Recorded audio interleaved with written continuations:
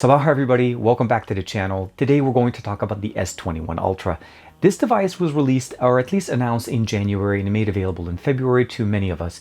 And I've been using it for some time, and I want to share with you guys at least my experiences, the positives and the negatives when it comes down to having an S21 Ultra, the best that Samsung has to offer in 2021 so far. We know that there's not going to be a Note 21 Ultra this year, so for the most part, this is going to be the best spec'd non-foldable smartphone that Samsung released in 2021. This is TK, and this is my 3-month review of the S21 Ultra. Let's check it out.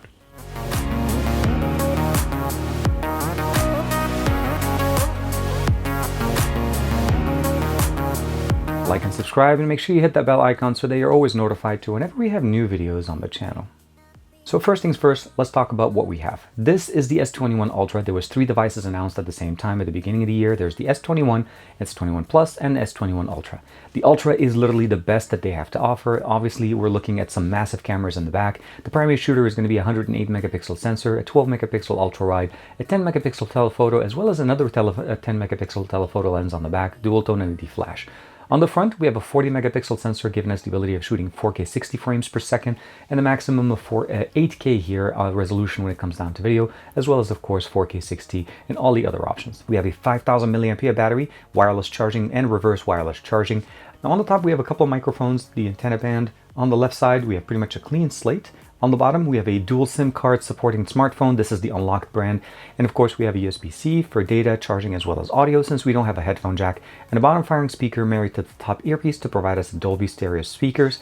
On the right side, we pretty much have the volume rocker and the power button. The display is a 6.8-inch QHD resolution running at 120 Hz. And this time we actually have the ability of using both the 120 Hz and the QHD resolution at the same time. It also features a variable refresh rate that drops all the way down to 1 Hz and all the way up to 120 to give us the ability of saving battery. Again, keep in mind we have a 5000 milliampere battery. Now, the box now with the S21 Ultra does not include a charger, and that's something that's a little bit of a, I would say, depending on your preference, if you have a charger that is 25 watts, then you're good. Otherwise, you do need to pick one up. I did actually end up using the 45 watt charger that I used with my S20 Ultra from last year, and it worked perfectly fine. Charges at a maximum of 25 watts, but again, the benefit, of course, is the ability of having that charger that charges other devices that may support faster charging. Now, you'll notice I've been using an S Pen here, and this because this device, or at least the Ultra of all 3 of the S21 series, supports S Pen input, and that's one of the new features that we got with the S21. So definitely an upgrade from what we saw with the S20 last year, and that's the inclusion of an S Pen. And I feel like with a device that is this large of a 6.8-inch display, that's something that we definitely want to be able to use. And as you notice, I am using Nova Prime here as a launcher, and this is a little bit different, obviously, than what we see with One UI as far as the standard launcher. We have button support here. If I actually click it, you'll notice it shows up the button support, access to all of the gestures, everything that we can do with our finger. Of course, the other thing that we can also do here is customize it. You can see here my logo is the actual pointer, and that's because I'm using an app called Good Lock. And one of the modules within Good Lock, which finally got updated to support all of the features that we had on the S20 Ultra from last year, that's the ability of using Pentastic. Now, Pentastic gives us the ability of changing the menu. So you notice right now, the menu that I'm using is more similar to the default. Now you have the ability of changing it to more of a compact design, slightly old classic design to what we used to see with the older Notes, and of course the retro design. This is kind of a la, I would say, the Note 1, and you can definitely see here it kind of brings it up and comes back. The other thing that we can also change here is the pointer to it, which you could use, and I'm using my custom logo. This is the channel logo, of course, and because it's black, it actually almost looks like it's actually just floating the logo by itself. Very nice, very simple, and very easy. There's a lot of other modules that I like using here, specifically when I'm using this one. So this module is actually called One-Handed Operations Plus. You're able to go in here and customize the different experiences. I'm even able to bring up like a little menu here, bring up a little shortcut for the recent application. One of the options that it does, it allows me to actually reach top parts of my display without actually having to reach it. Since, again, a 6.8-inch display is not exactly a small display, but it's definitely very nice that we actually have some modules in here built into Good Lock that you can use. And once you're done with it, you can close it, or you can basically keep using the pen. So a lot of nice things in there. Overall battery life on this with the 5000 milliampere, I'm getting a solid day with about 10 to 15% left the next morning. So typically what I do is I wake up in the morning about 5 o'clock in the morning, put the phone on the charger, charges up to about 100%, and then I take it off the charger till the next morning. I don't charge it at night, and I run it as my daily driver, again, using all of the applications. As you can see here, I have a lot of applications installed, and one of the things I probably want to talk about here a little bit about this device is the fact that you do need to actually keep in mind that there is no SD card. So that's one thing to keep in mind. So there is no SD card. There's a couple of options available. If we go straight to Amazon right now, let's go ahead and go to Amazon.com and let's look up the S21 Ultra. The phone actually did benefit from a nice price cut. So the standard base model, which is the 128 gigs internal storage, is at $999. So it's no longer a $1,200 phone. It's actually about $1,000. Unfortunately, the other models are not available because most people end up having to buy the higher storage because there is no SD card support. This is why this option is available, and of course, it usually ships within 1 to 2 months, which means it's also running a little bit low. For me, I did end up going to the 256 at launch, and that was an additional $50. And that's because I needed the storage. I was coming from an S20 Ultra that had a lot less storage. Let's just say this much. It had the 128 gigs of internal storage, and if I go into the memory, again, we have 12 gigs of RAM here on this model, so we could definitely jump into that. You can customize it, but if we go into the storage, I'm already at 62 or 61% used of the 256. Now, I imported some data, but as you could see, I have about 6 gigs or so of images, 50 gigs of video, as I use this to shoot a lot of content with. The cameras on this are actually pretty decent. Audio documentation, of course, apps, about 60 gigs. System information here is about 31 gigs, and of course, others and trash and so on. So you need to make sure to download or at least purchase the version of this device that carries the higher storage. So that's one thing to keep in mind. 256, I feel like, is the bare minimum you need to go with this. As if you're going to use the camera, if you are going to use the 108 megapixel sensor, the 12 megapixel ultra wide, or the 10 and the 10 telephotos, the 2 pair, or even the 40 front facing with autofocus, you're going to run out of storage. You're going to fill up that internal storage at a 128, especially if you're transitioning from an old phone to a new one. So again, big tip there, make sure to pick up the 256. Now, as far as the performance of what we get here, for the most part, actually, this device has been holding up very, very nicely, I will have to say. Performance on the cameras are pretty decent. Images and videos come out as you'd expect. This is a Samsung S series. This is the best that they offer. When it comes down to video, again, maximum resolution that we're going to be able to get is 8K. So if we click it here, to 8K, 24 frames per second at the top. I like to keep shooting at 4K 60, both on the front and on the back. And that, I feel like, gives me the best experience, specifically if I'm wanting to share things, as I feel like 8K is still not a shareable content because it's such large files. And 4K gives you that nice and crispy video that you're able to crop down to 1080 or even create images from it and make it very nice. One of the main benefits of having the S21 Ultra is, again, the 4K 60 frames per second with autofocus on the front as well as on the back. We're actually able to go all the way up to 8K 24 frames per second on the back. The ability of using Bluetooth audio as well as internal audio microphones on the actual device, using the Video Pro camera, and there's a little bit of noise going on in the background, so this should be an example of how the audio and video go on the front of the S21 Ultra. Back-facing sensors are definitely one of the best options that we can get here. The primary 108 megapixel sensor is going to be the best option you can get for, obviously, 8K 24 frames per second, 4K 60, all of those things. Right now I'm using the wide angle lens just to be able to give us a little bit of better field of view and make sure that I'm centered. But we are able to use all of the other main Pro features, again, with the Pro Video, to actually use external audio, customize, and of course, just get the best experience on the S21 Ultra series. And I'm showing you guys right now some images and some videos from what I've taken with this device. It's absolutely fantastic. Again, the S21 Ultra provides us some of the best options on the market. And again, it's running some of the latest specifications. The Snapdragon 888, 12 gigs of RAM, 256 gigs of internal storage, as I mentioned, the sensors on the back and on the front, and of course, a large 6.8-inch QHD 120Hz display. So there absolutely is no reason this device should not perform the best for you. Now, one of the other options I love using here is Samsung Dex. Dex works now in wireless or wired mode. I like to connect it to another device so that I'm able to multitask to the next level. And as you can see here with the display, I'm running Instagram, Twitter, as well as YouTube, and of course, Google News on the actual smartphone all at the same time. And this is one of the main benefits of having something that has this much of RAM. You benefit from having multitasking to the next level, and of course the fact that we have the internal storage to support it, you should be able to run and of course store anything that you'd be able to do. And if you have the right accessory, like I've reviewed other accessories that enable us to make a laptop out of this, I'll give you guys a link to that video in the description below. This will obviously make it so much better. One of my other options that I really like is still the ability of using the display here to be able to put live wallpapers, as well as the ability of putting them on our home screen.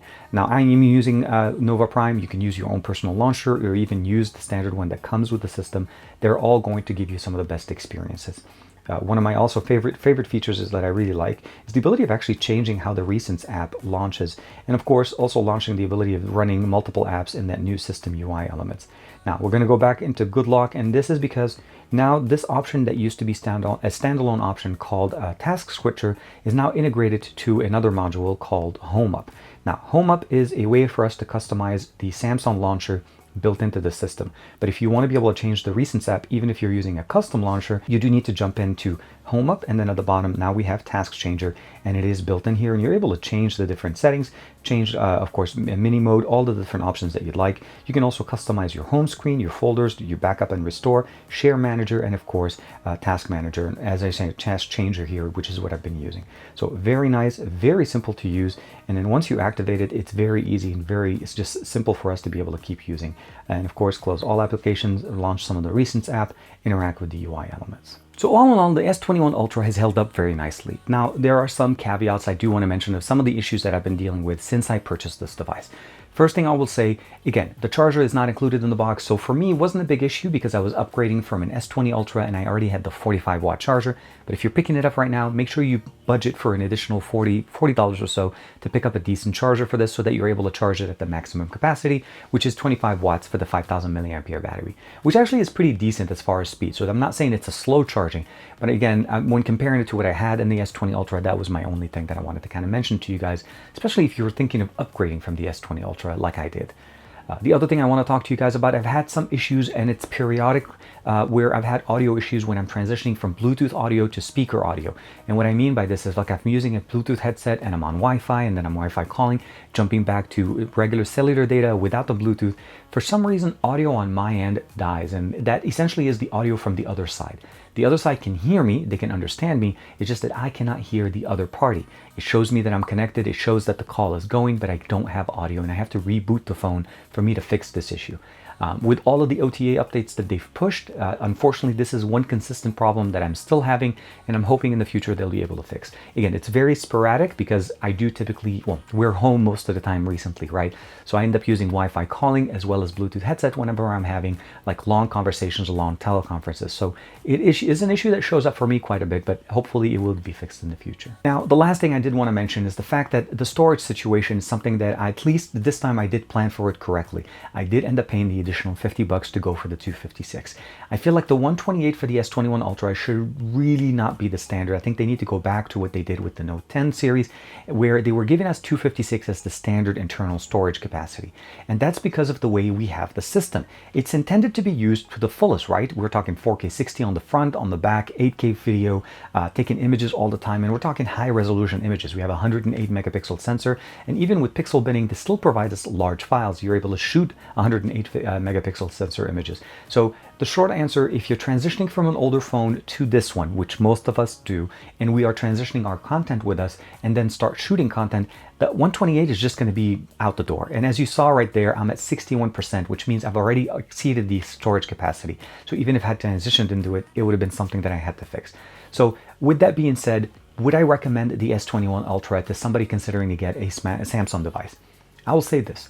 If you're looking to get a Samsung device because you want to multitask, you really want to be able to use all of the features that they're giving us here.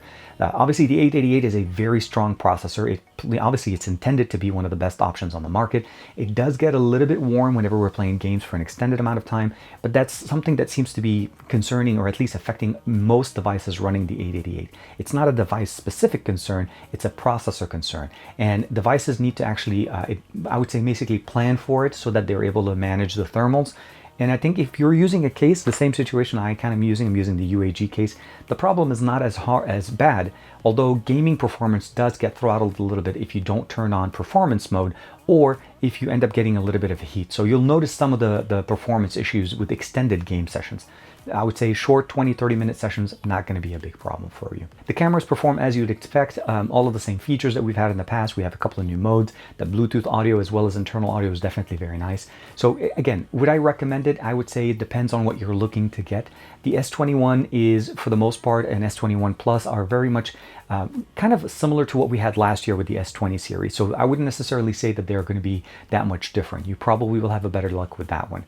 But when it comes down to what you want to get the best experience from Samsung, I still think the S21 Ultra provides us the best. The S Pen feature is definitely a major plus. No other S device on the market right now supports it. There are rumors that obviously we're going to be getting that with the next Fold. We'll have to see how that comes in. And as far as Android 12, for the most part, if we go back with just the way Samsung's been working, more than likely we'll start seeing the betas release for the S21 series first, and that's going to be somewhere a little bit later on in a few months, maybe a couple of months or so, maybe August, September of this year. We'll start seeing a beta released for the S21 series and other devices as well. But again, the beta is going to be primarily focused on those. Let me know in the comments below, what do you guys think of the S21 Ultra? Have you guys considered it? Do you have one? What do you guys think? And if you're having the same issue as I have, the audio issue every once in a while, it bugs me every once in a while, because if I'm driving and I'm going from the house into the car and I make a call and they can't hear me, it just ends up being me having to hang up, restart the phone, go through all of that while I'm driving, which I don't really think is the best thing to do. And I did not have that issue with the S20 Ultra, that's to be specific. It's the first time I've had this issue when it comes to audio specifically on an S series from Samsung. Like and subscribe as usual. Thank you very much for the support. Of course, I'll see you in the next video.